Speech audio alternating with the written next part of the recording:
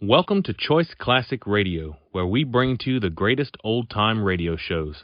Like us on Facebook, subscribe to us on YouTube, and thank you for donating at choiceclassicradio.com. Get this and get it straight. Crime is a sucker's road, and those who travel it wind up in the gutter, the prison, or the grave.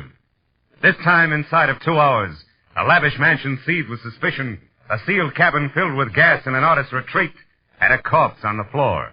All because one man was too good-looking to be true to anyone. From the pen of Raymond Chandler, outstanding author of mystery, comes his most famous character and crime's most deadly enemy, as we present The Adventures of Philip Marlowe.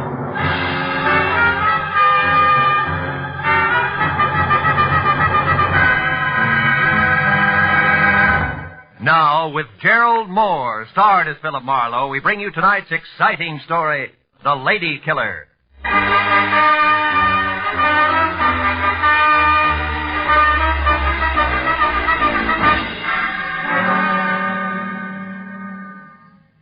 longer I sat in my office with my feet up on the desk and thought about it, the more convinced I became. Paul Niles was unquestionably the handsomest man I'd ever seen. He had a face that belonged on a Greek god, only his features were better, more finely chiseled. They looked as though they'd been molded out of alabaster from a blueprint by some inspired genius. And the classic side view he presented made the great profile show up like a bowl full of shredded wheat. In fact, the guy was much too good to be true in more ways than one, which had been my original impression of Niles when I'd first met him, just 2 hours ago at the corner of Sunset and Cahuenga, and at his insistence had driven him around the quieter streets of Hollywood in my car while he tried to hire me. He was scared stiff. That was all he would admit to, and as he talked, I wondered what it would be like to have a face like that. It must become quite a problem. Women cluttering up your life. Marlowe, you're not listening to me. Unless you help me, I'm going to be killed. Soon, tomorrow, tonight, maybe in the next 10 minutes. I must have protection. From what? Who's after you? A girl. Her name is Nora Kirby. She's threatened my life, and now she's here in town. She actually intends to go through with it. I found out where she's staying. I went there to talk to her, but she was out. Why is killing you so important to her? Well, I don't even know for sure. It's something ridiculous. Nora Kirby obviously doesn't think so. Let's have it, Niles. Why? I can't tell you that. I see. Also, I suppose you don't want to take this to the police where it belongs, and you can't give me the reason for that either. Yes. I came to you because I need private help, and I'm willing to pay well for it. Now, you don't have to concern yourself with the reasons. Simply see that Nora doesn't get to me. Now, here, as a starter, here's $200 for just that. Keep it. I only accept money from the people I work for. You mean you won't help me? I just want to know where I'm going before I start. Now, wait. You can get off here. Don't you understand? My life's in danger. I'm scared. Not enough to loosen your tongue, any. Here, this is as far as I go. But tell me one thing first, just for laughs. What business are you in? Why, I'm a composer. I write music. Mm-hmm. The way you said it, it's either a front or a hobby. How do you get your dough? I have friends, wealthy ones, who have faith in me. That's more than I can say for Marlowe. So long, Mr. Niles. Go on. Out. All right. But here, please take my card, and please call if you change your mind. I'm desperate, Marlowe. I'll pay you even more if you'll only... Goodbye, Mr. Niles.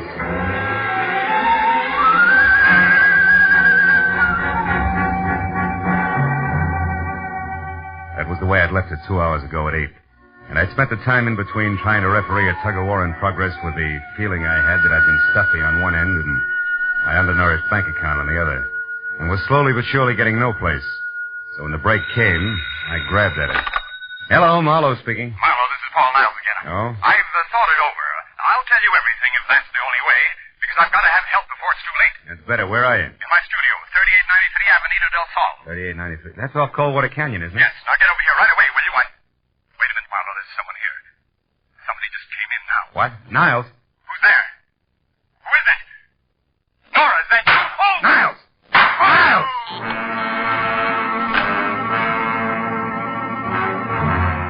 When Niles' phone went dead, I hung up, ran to my car, and was headed for Coldwater Canyon before I stopped to think of what I'd heard on the telephone could very easily have been bait for a patsy routine. Because I had nothing more to go on now than before except Niles' promise to tell all. And that I'd got no further than gunshots.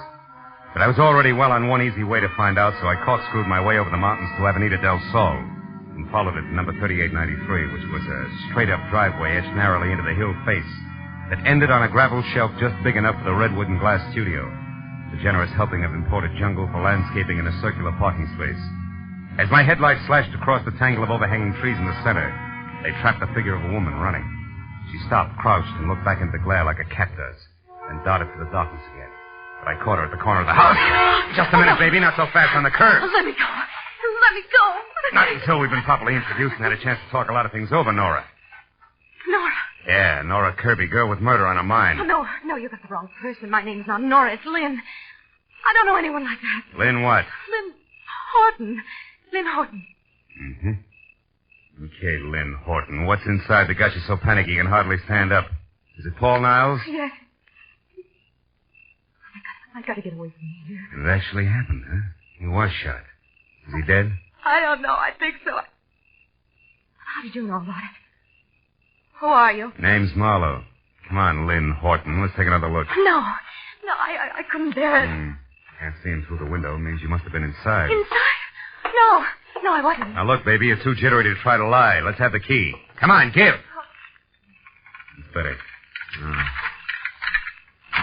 After you. Go on, inside. Now, where is it?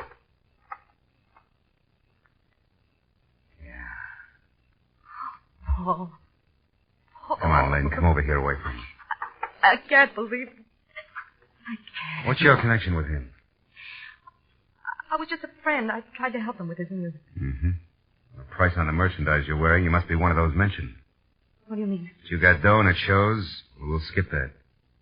Assuming you didn't kill him, you must have had some reason for showing up here tonight. What was it? Well, I only wanted to... Did you hear that? Someone's outside. Yeah, get the light. There. On the terrace. Something moved down there. I'm going out to see who it is. And listen, there's no such thing as welcome visitor just now, baby. So you stay here, understand? And don't budge. I felt my way out the door, down the stone steps toward where we'd seen the movement, along the wall to the far end of the terrace. But there was no sound. Nothing moved. Whoever had made the noise had gotten away clean. So I headed back to the house, and that's when I heard it. I started after it with my shin against the first rock garden. Stop me cold! Ooh. Instead, I listened to her drive away. Called myself a few unpleasant names and concluded that Lynn Horton, or whatever her real name was, had been quite as scared as she acted. After I limped inside, turned on the light, and reached for the phone, I stopped at the word Nora above a pretty girl's picture on a newspaper clipping sticking out of Paul Niles' pocket. It carried a New York dateline and said that Nora Kirby, convicted of manslaughter in a traffic accident, had been released after serving 3 years. At the bottom of the story, scrawled in ink, was the message: 3 years for something I didn't do, to get something I couldn't have. It's not fair, Paul, I'll see you. It was signed Nora. I picked up the phone again, and a few minutes later, Detective Lieutenant Matthews at Homicide was up to date. Okay, I'll be right out. Now, you say this girl Nora Kirby did it, Marlowe? I said Paul Niles was expecting her to, and it looks like she did. Say, look, there's another angle, though. The woman who just beat it away from here. The one who called herself Lynn Barton? Yeah. There's somebody else who was snooping around outside, too. Who also got away from you. You're doing real well, Marlowe. Oh, now, wait a minute. Wait till you see this joint, you'll understand. Besides, I'm in this for curiosity only now. My paycheck got murdered, remember? And furthermore, I never had matches when I want them. What'd you say? I said I'm looking for some matches. No. Here's some. They're the strangest matches I've ever seen. Well, what about them? I got a velvet cover on them. So what? A velvet book of matches? Hey, Matthews, you ever hear the name Negrotto? Negrotto? Yeah. Sure. Abel Negrotto. Huh? He's a big name in the music publishing business. Made most of his fortune on records. Lives in Beverly Hills. You know, I got a dandy hunch. I'm going to go have a talk with Mr. Negrotto, Lieutenant, okay? On one condition. Be careful what you say, Marlowe. And keep in touch.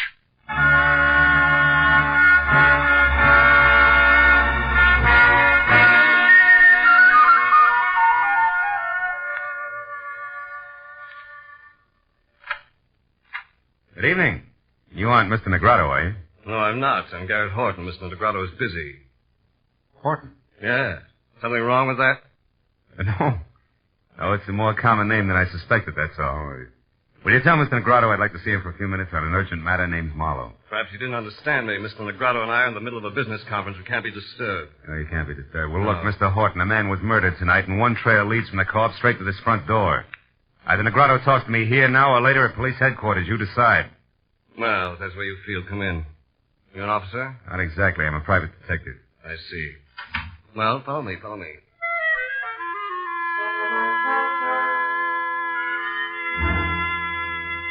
He led the way through what looked like the outer lobby of the Taj Mahal, and down a silk-padded corridor to a set of carved doors that would have fit any roundhouse in the country.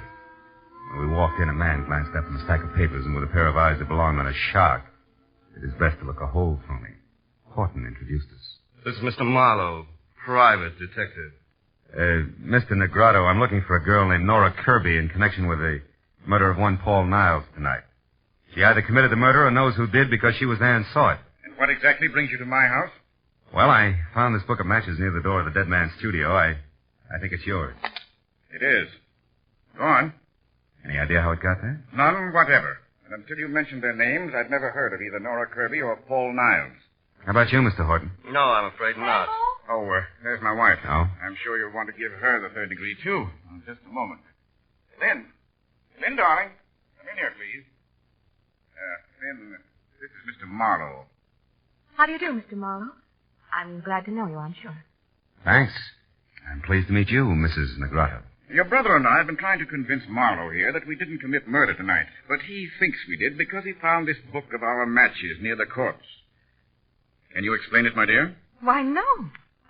I can't imagine. The man's name was Niles, Lynn. Paul Niles. Mean anything? No, nothing. How about Nora Kirby? I don't think I've ever heard the name before. Well, Marlowe, that would seem to take care of the book of matches. Not completely. It was found at the house of the dead man, remember? We've had hundreds of these made up. Pass them out freely. I think you've taken up quite enough of our time with this absurd business, Marlowe. So now I'll ask you to leave. I'll show you out. Don't bother. Now listen, Negrato, and listen closely.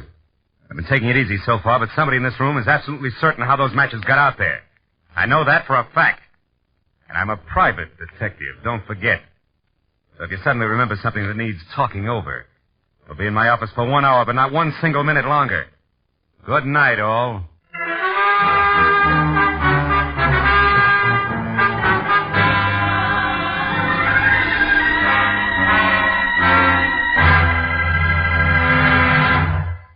In just a moment, the second act of Philip Marlowe. But first, every Sunday afternoon, CBS brings you two outstanding programs of music.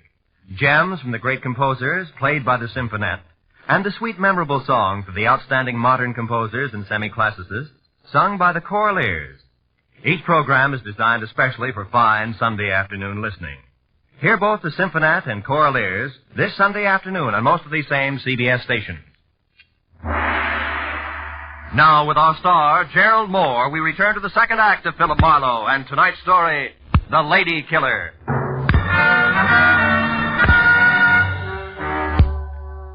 When I started back to my office on Cahuenga, I figured that there was an even chance that the double talk I'd left in my wake might stack up in the center of the Negrato living room floor like so much dynamite, which, if touched off by the book of matches, could cause an explosion that would jar loose a few facts about the lives and loves of the late Paul Niles. Facts that would make finding Nora Kirby and clearly understanding her motives something less than impossible. And 20 minutes later, when I was slouched behind my desk and listening to the staccato report of a pair of high heels clicking sharply toward my door, I had a hunch that my theory of violent detonation was not just wishful thinking. When the door opened without the formality of the knock, that hunch turned a sure thing because the visitor was a not-quite lady called Lynn. Mr. Marlowe. And before she could speak her piece, the phone rang and sure thing graduated to cinch. It was another Negrato, the one named Abel. Marlowe, I suppose it's stupid of me to make this call, but frankly, your visit here has left me curious. You have a minute? Yeah, I think so. Hold a wire, will you? I need a light. With you in a second, Mrs. Negrato. All right, but what I have to say is important, Marlowe. So make it fast, will you? Just as fast as I can. I don't think your husband has much to say to me. Husband? Mm-hmm. That's Abel you're talking to? Yeah. Now, do you mind handing me those matches, eh? Thanks. Hello. Sorry to have kept you waiting, Mr. Negrato. I never seem to be able to hang on to matches. That's odd. You apparently did all right on that score tonight, Marlowe. Is that the reason for the call? More or less. Marlowe, you know as well as I do that servants, guests, anyone who's ever been in my home could have left those matches near the body of that Paul Niles. That's right, Mr. Negrato. Anybody. Which also includes you, your wife, your brother-in-law, and others in the family I have still to meet. What's your point, please? I'm in a hurry. Very well. Marlowe, I called to find out if you're holding concerns the Negratos beyond the appearance of those matches? I can't say. Because there is something. Because I don't know. Anything else? No, there isn't.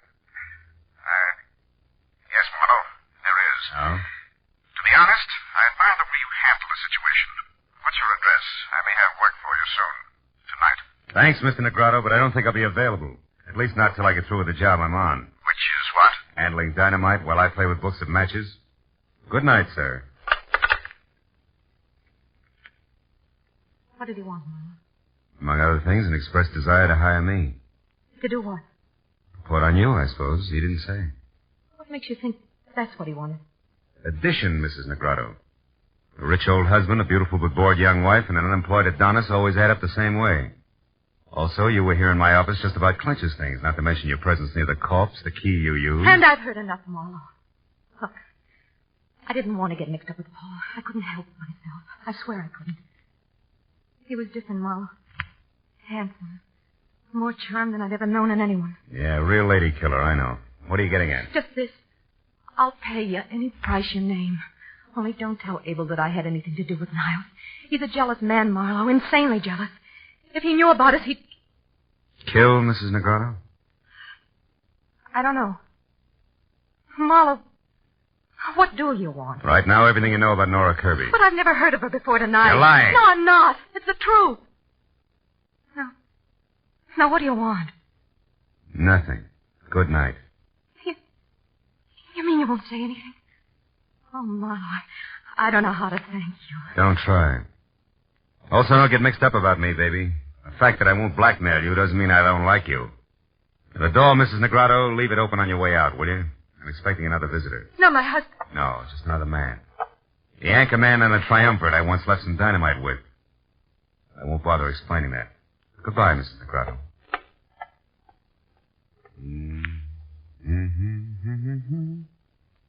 You great, big, beautiful town. Oh.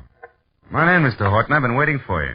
Why, Mr. Marlowe? Something I said or didn't say at the house. Not exactly. It's more a matter of intuition, high explosives, and the fact that both your brother-in-law and sister have already paid their respects. Now, what can I do for you?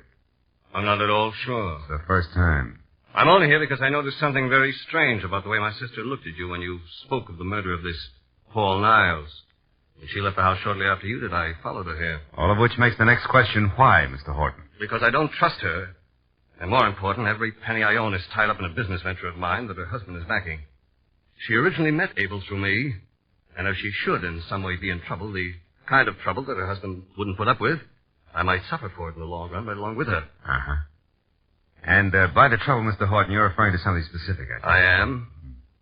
Lynn has had a very mixed-up background, Marlowe, so it's entirely feasible that in some way she's connected with this Nora you spoke of who killed Paul Niles. You mean as an accomplice or even as accessory before or after the fact? Pretty thoughts about your own sister. Which I can't help. I doubt that you have anything to worry about, Mr. Horton. However, I will say this, that if Nora Kirby hadn't gotten to Paul Niles, sooner or later you would have had plenty to worry about. You mean that... I mean that now is a great time for you to go home and sit on your investment. All is well, Mr. Horton, for the time being.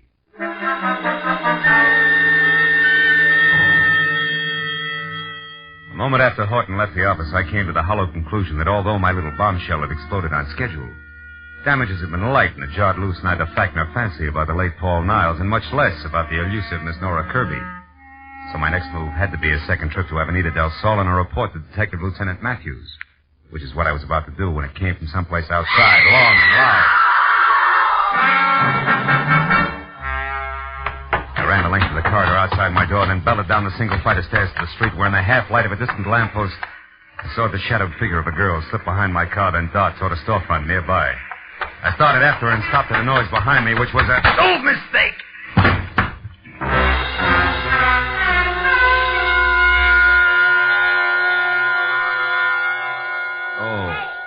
Junior, hey, come on, honey. Pull yourself together. Oh. Let's go, fellas. Come on. Oh, it's you. You're the one who screamed? Scream. Honey, you have got it, Dad. Listen, this is just Sally. Hello, Sally. Relax, honey. You're lucky a cop didn't come along first. Being drunk is one thing. The DTs is something else, I know. Last year I was in the same shape, and it took me 3 months. Now, wait a minute. Hold it, will you? Look, I was slugged, not slipped on Mickey. Slugged? Honest? Slugged, honest. If you don't mind giving me a hand, I'll get up. Easy, honey. Here, let me help you. I'm sorry. I figured you all wrong. I never thought you were slugged. Any idea who done it? No. Look, tell me, didn't you see anything? Before you found me, I mean? Didn't hear a girl scream? See her run away? Nothing at all. Oh. Honey, you must have been out longer and you thought maybe... Hey, look, this card here on the ground. Yeah? What's your name, honey? Philip Marlowe, why? Well, I'll tell you why. I'll tell you more than that. You know who slugged you, honey? A polite guy. A very polite guy who left his card. Yeah, engraved and all. Paul Niles. Know him? I used to. It won't work, Sweets. Niles gave me that card earlier tonight. Must have dropped it just now. Also, Niles is dead and you. And what? Back of that card there in pencil. Give me that, will you? Gray's Motel, 1000 Santa Monica Boulevard, Bungalow 9. Sweetheart, I may have something good here. About who slugged you, you mean? Better than that, about who killed Niles and where she can be found. By love, here's 5 for your trouble, and bless you. As I piled into my car, I knew that putting Niles' conversation piece about having just come from Nora's place when he first met me, together with the address on the back of his card, was taking a lot for granted. I sold myself that playing a long shot was better than not betting on anything at all, and I kept driving fast. When I came to a stop away from the place, which was run down, spread out, and quiet, I had a feeling that what I had earmarked long shot was quickly moving up to even money. And when I was standing next to the motel bungalow marked 9, that feeling became fact because inside and piled in an awkward heap on the floor was a still form of the girl the newspaper clipping had labeled Nora Kirby. It was another full second before I realized something even more important.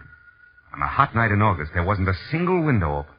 And Nora Kirby was huddled close to a gas heater that was on but showed no flame. I picked up a stone at my feet, took one deep breath, then crashed the pane of glass, unlocked the window, and got inside and over to the girl, who I figured was taking the hasty way out of a murder that she no doubt had a very personal reason to commit. I stopped figuring when I was nearly next to her. I knew that she was still alive. And that a man gripping a .45 in his hand had just opened the front door. Don't make another move, Marlowe, or I'll kill you. Well, comes the switch. Brother-in-law Garrett Horton. I never would have guessed. You wouldn't have had to try if you kept your nose clean. Now, get away from her. Why? She can die as a suicide, which the police will chalk off as logical, since she's already wanted for murder that you no doubt committed. Exactly. Murder I committed because there isn't anything worse one can do to a blackmailer. That's it, Niles. The lady killer was blackmailing your sister. You found out and killed him before he could cause too much trouble. Family trouble that would end up hurting the good thing you've got with husband Abel, huh? Yes. Oh, shut up and get away from her. We're going outside. You're kidding. Marlowe, I'll shoot you if you don't start walking. You're still kidding. Horton, you can't kill me without killing yourself. This room is jammed tight with the gas you turned on after you brought her in here unconscious. After you sapped her outside of my place because she was on her way to see me and tell me that you had murdered Niles. The flash from that gun in your hand, Horton will blow us all to bits. Face it, brother. For you, it's all or nothing at all. Go on, shoot. Go on, try it. Try it. I can't.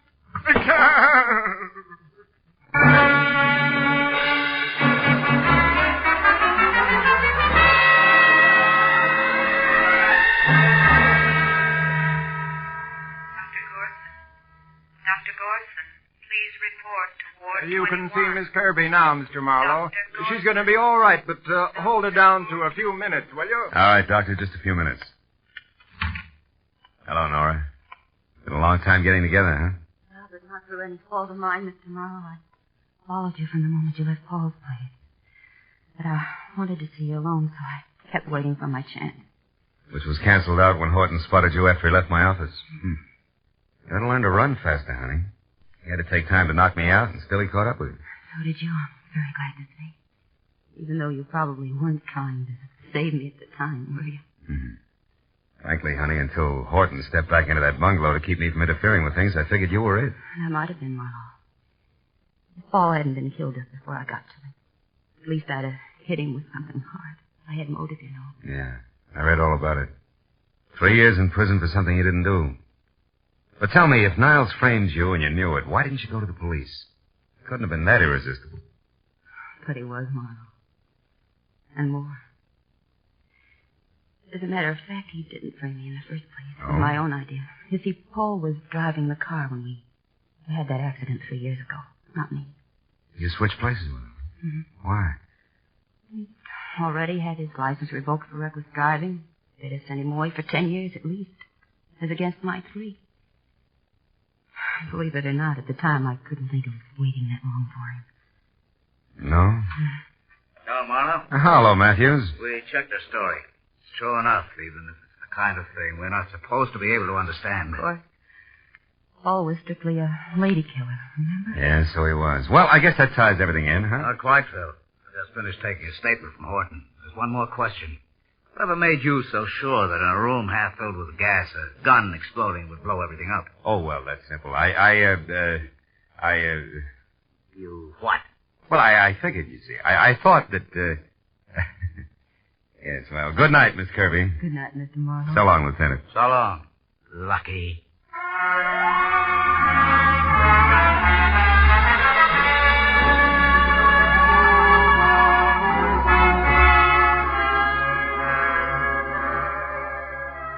By the time I got back to the quiet of my apartment on Franklin, it was a little better than 2 in the a.m.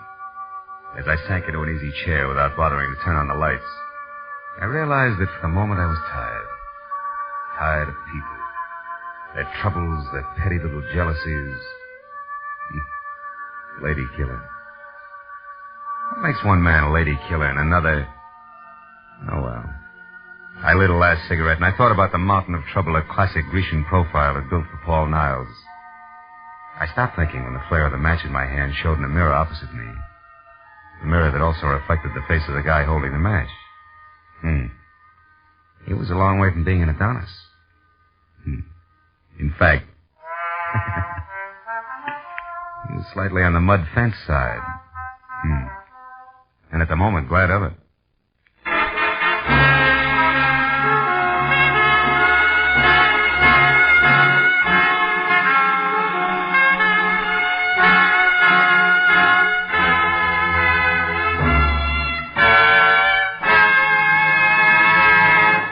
The Adventures of Philip Marlowe, bringing you Raymond Chandler's most famous character and crime's most deadly enemy, star Gerald Moore, and are produced and directed by Norman MacDonald.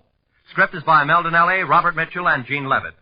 Featured in the cast were Gene Bates, Paul Dubov, Ted Von Eltz, Ann Morrison, Don Randolph, and Edmund MacDonald.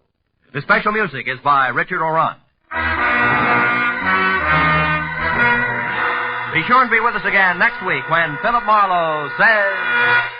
It started with a man on trial for his life, and an A1 citizen eager to testify. But there it was interrupted. And it wasn't until I found a corpse in a bubbling bath, gunplay in the woods, and lots of blackmail that the real eager witness had a chance to talk.